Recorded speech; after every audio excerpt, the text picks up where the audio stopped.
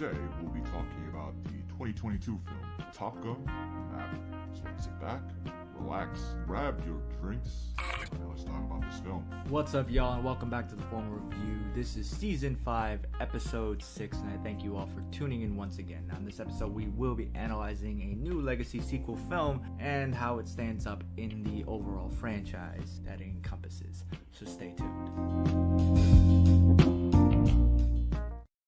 Before I get into anything, I do want to preface this episode with a slight spoiler warning for this film and the first one. If you haven't seen the first one yet, it's been a while, so I apologize for any spoilers to that film. But for this one, I will do my best to keep the analysis fairly vague so not to ruin the film for you. However, as I always say, I do suggest go see the film before you have to hear what I have to say about it so you fully understand everything. But if you don't care about that, just keep listening. Also, I know I talk about this at the end, but the data shows that most people don't listen to that part, so I want to talk about it here and reiterate the importance of leaving reviews on your favorite subscription services. I do read those because I do want to grow, because these episodes are really for all you listeners out there, and I want to keep this entertaining. So what do you want to hear? Do you want to hear games? Do you want to hear more of the 4K stuff? Do you want to hear me talk about a certain movie? If you want to come on and talk to me about something, if you want to debate, I'm always open to do stuff like that, so you can always reach out to me on social media. I always want to grow and improve, and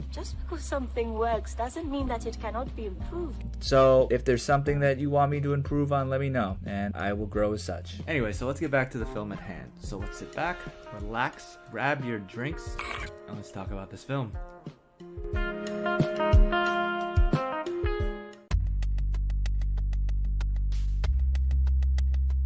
Top Gun Maverick is an action drama film directed by Joseph Kosinski and written by Aaron Kruger, Eric Warren Singer, and Christopher McQuarrie, from a story by Peter Craig and Justin Marks. It is the sequel to the 1986 film Top Gun, which also stars Tom Cruise as Captain Pete Maverick Mitchell, with newcomers Miles Teller, Jennifer Connelly, John Hamm, Glenn Powell, Louis Pullman, Ed Harris, Monica Barbaro, and also returning is Val Kilmer. It is set 36 years after the events of the first film, and it follows Maverick's return to the United States Navy Fighter Tactics Instructor Program, also known as Top Gun, where he must confront his past as he trains a younger fighter pilots, which among them is the son of Maverick's best friend, Goose. Now, before I go into the film any further, I should say that I am not the biggest fan of the original, as much as a lot of others are. I like it in spite of its flaws. It's got a lot of 80s cheese to it, and I understand that that's part of the fun of it. However, I would say the same thing about Schwarzenegger or Stallone films. This film has exactly the amount of cheese in those films, but some people recognize it as a better film than it was. I'm only being honest about it. I get the nostalgia for it, and I appreciate the action, but it's not a good film. Now, it's not a bad film either, it's just average. The action is great, and it looks and sounds amazing on 4K Ultra HD. Now, the development for this film began back in 2010 when Paramount Pictures made offers to Jerry Bruckheimer and Tony Scott to make a sequel to it, with obviously Tom Cruise reprising his role. Now, Scott was saying that this world fascinated him, and because it's so different from what he thought it was going to be originally. But he didn't want to do a remake in a way, and he didn't want to do a reinvention. He wanted to do a new movie. Now, the film was supposedly going to focus on the end of dogfighting and the role of drones in modern aerial warfare, which this film does touch on a little bit. However, with Scott's unfortunate suicide in 2012, this film's future remained in question, but then producer Jerry Bruckheimer and Cruise and Kilmer's interest in it really kept it going. Now, in June of 2017, Cruise revealed that the sequel would be titled as Top Gun Maverick, as he did not really want a number in all sequel titles such as the ones that he has in the Mission Impossible ones, but that's whatever it is. And he added that it's going to be a competition film similar to the first one, but it also will be a progression for his character Maverick. Now, this film was very long delayed because it was a victim of the pandemic, and its release date was bounced around because it was initially set for June of 2 years ago release, But it's honestly understandable, seeing their finished film, why they did not want to put it on streaming services and hold out until people were ready to go back to theaters.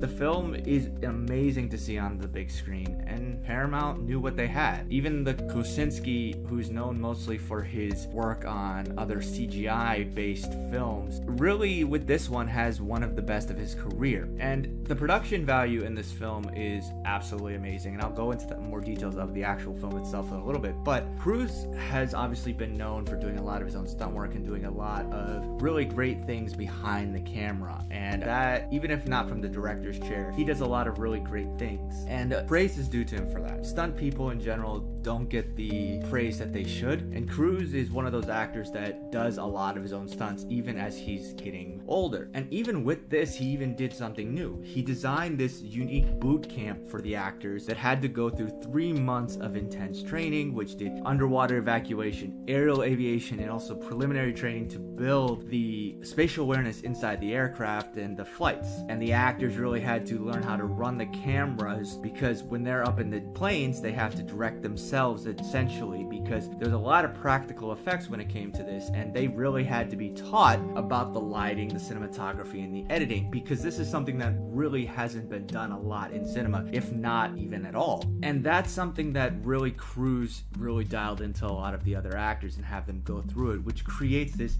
authentic feeling about the film that really you don't get a lot with other films. Now, this film is definitely a Top Gun sequel, and for the first third of the film, it dials to 100% of that. For a sequel of Top Gun, however, it did everything it's supposed to do. Maverick is still breaking the rules. He's making the higher-ups angry, which is why he's sent back to Top Gun to teach. But what's excellent about this film is that it dials back to a different type of Tom Cruise film. When the original one was released, he wasn't the action hero that he was known today. In this part of the 80s, he was known as a romantic lead and known for putting his vulnerability on screen. For the most part, Tom Cruise films have him being this cocky person and doing whatever he wants, which is fine, but that has ultimately become his brand. Again, respect is due for his stunt work, but that ego that you see on screen can sometimes be distracting. While that ego is earned at this point in his career, it doesn't come off as inviting into some of his characters. They don't really seem believable or authentic. His real acting skill comes down to the performances where he puts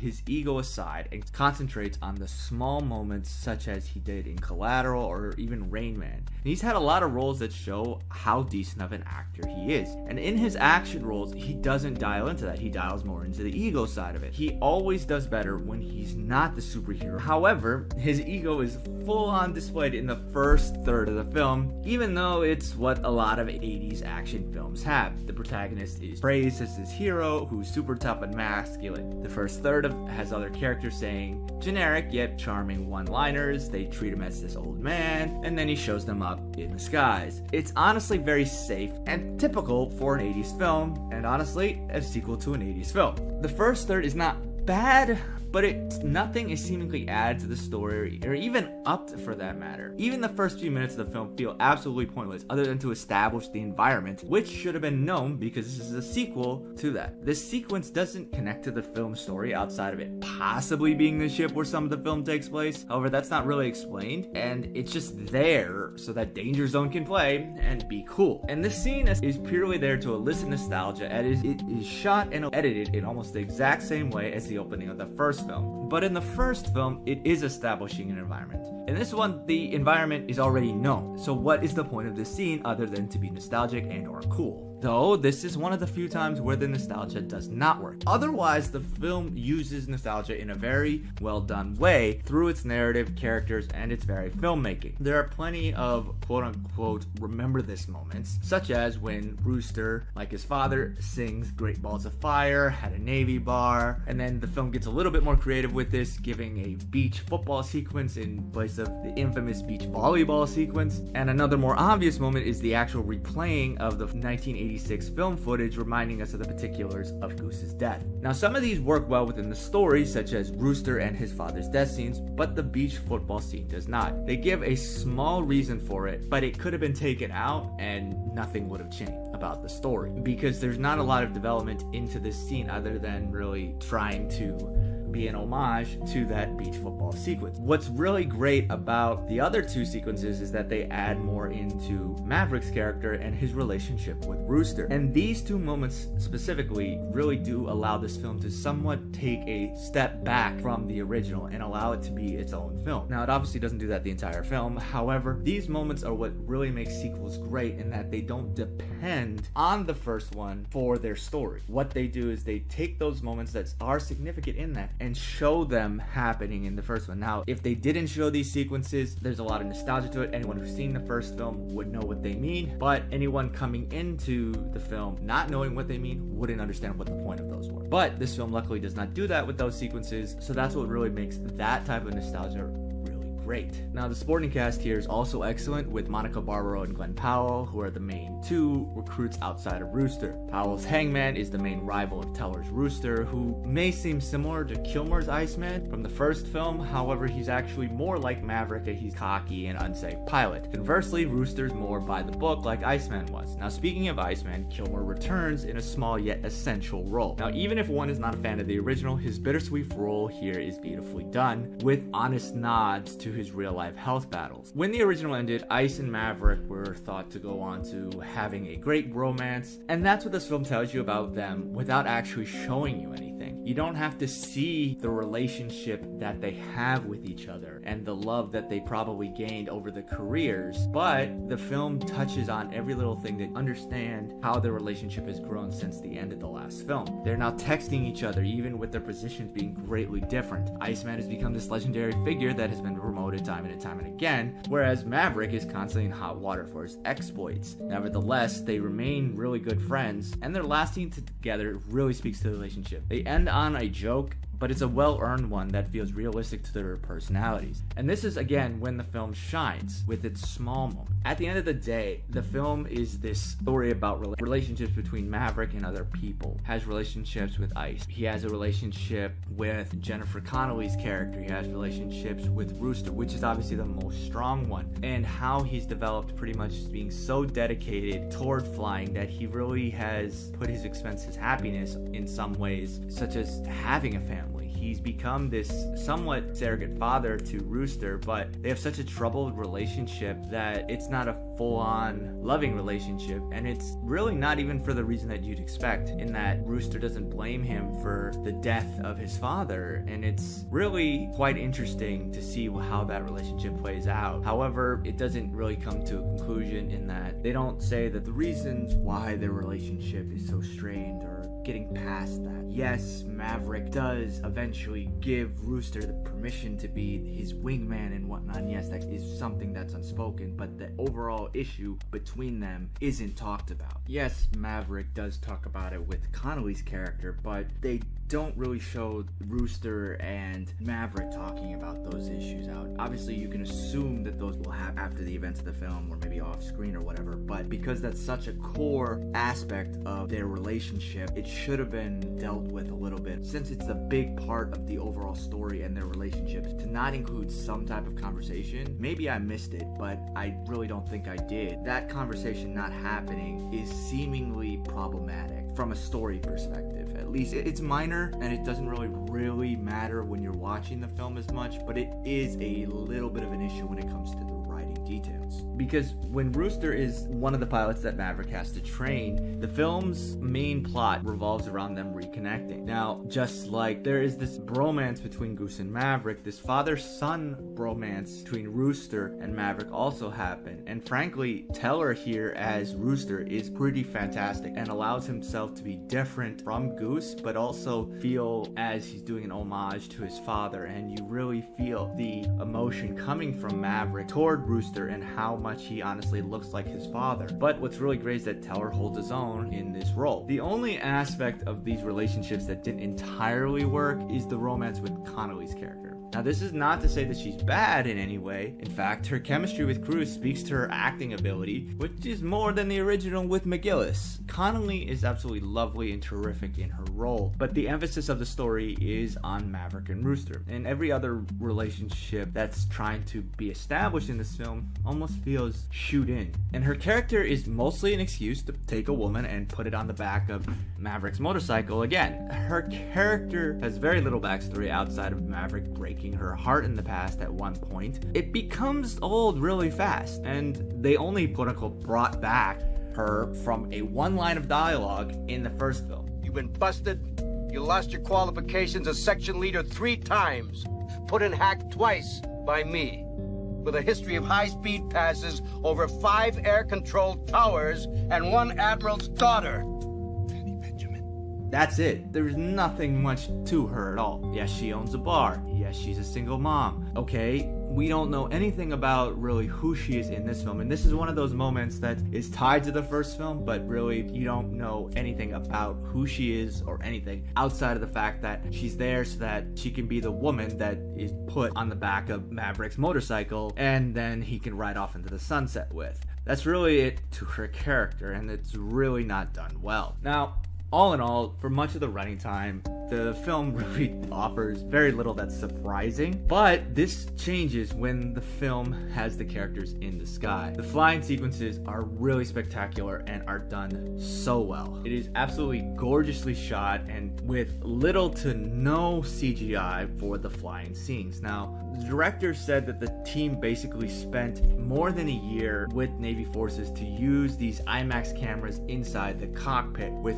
4 cameras facing toward the actors and facing forward, in addition to cameras being mounted all over the exteriors of the aircraft. And he explained that this was done so that the audience feels authenticity, strain, speed, and also the gravitational forces that really needed a lot of effort and work. That is something that can't really be done through sound or visual effect. And they really filmed about 800 hours of footage for this film, which exceeded the combined footage of all of the films in the Lord of the Rings trilogy. And that is absolutely wild to think about. And this film also gets better when the characters start talking about the mission. They go over it over and over and over again, but it doesn't feel repetitive. It feels more establishing how hard the mission is to complete. It's there to give the audience an understanding of what they're supposed to do. With each sequence and time running low, it gets more and more intense, even with the writing having those very standard one-liners. However, the film is able to effectively make them ironically feel more grounded when they're higher up in the air. As their mission becomes closer, the gravity literally and figuratively becomes heavier. This then makes even Maverick's character more relatable in comparison to the first third of the film. Throughout the first third, Cruise has this punchable smirk on his face that's so annoying that it can really take away from the rest of the film. But luckily, it's only on in the first third. The latter 2/3 of him has him focusing on the mission and his relationship with Rooster. He has some really tough choices to make and ironically feels very down to earth even when they're flying at top speeds. But in the final third of the film, which involves the actual mission,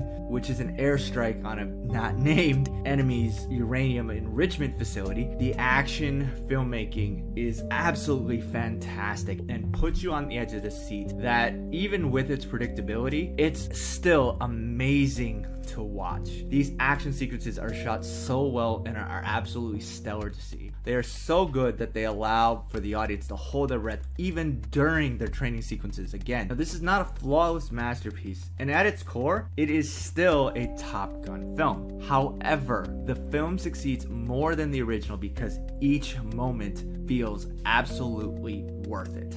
Harold Faltermeyer's Top Gun anthem returns thunderously, and the score to the film brings both old and new together. Hans Zimmer and Lauren Balfe's unapologetic grandiose action style is amazing to hear, while also giving new composer Stefani Germanotta, aka Lady Gaga, time to shine. It is thoroughly entertaining and incredibly nostalgic music experience from beginning to end. Now, a lot of people are going to say, go see this film on the biggest screen possible. And that is true. This film needs to be seen on the biggest screen possible. But if you have 40X near you, I'd suggest go seeing it in that. it adds to the experience so much, because every time that they're in a plane, your seats are moving around and shaking you and throwing you in the same way that the characters are going on in the film. That really adds even more to the suspense and adds more to the dogfights, and really can increase the experience. Even if you thought that this film was a 10 out of 10, it will bring you up to an 11 out of 10. The 40X brings you into it every single time they start the engines, and then the jets start, your seat shakes and jolts around you like you're part of the film, and it's honestly such a cool experience to go through. It is such a fun and cool experience. It's totally worth the cost. But as with all 40X, if you are motion sick, don't go see it in that. But the wind and the engines and the practical effects of 40X make the film so much better. And frankly, for me personally, it made me enjoy the film even more. And even if you see it in a non-seat moving way, Top Gun Maverick is a thrill ride of the highest order. If you're a fan of the original, this is going to blow you away. But if you didn't even love the 1986 film, this one has a lot to offer. Cruise here brings more than a few good men and women, both behind and in front of the camera, and give a more diverse cast. Doing a sequel can be risky business, as they could fail miserably. However, this film is a fantastically blended cocktail of old and new things that should give something for both long-term fans or people like me. This film succeeds with its story, its characters, and its ending, but struggles with some of its details, and it doesn't really have much of a message or theme. The entertainment value, though, cancels out the details issue. All in all, this film surpasses the first film in almost every way, and I would rate it a 4 out of 5. Now, what did y'all think of the film, and how does it compare to the first one? Let me know. Hit me up on social media. The Formal Review is on Facebook, Twitter, and the Gram, and also YouTube. The handle's all the same. It's at The Formal Review. And for anyone who has supported me on a financial basis, I thank you very much for supporting me in that way. For anyone who wants to support, you can go to anchor.fm/The Formal Review. Click support this podcast, and any donation is appreciated. Thank you all again for tuning in. Don't forget to subscribe to any of the platforms, Apple Podcasts, Google Podcasts, anywhere where you can find a podcast, on Spotify, or even subscribe to the channel on YouTube. You can also check out The Painted Lines, where I also contribute a few other ways. And until next time, and I'll see you at the movies. Thanks for tuning in to another episode of The Formal Review. Cheers, and we'll see you next time.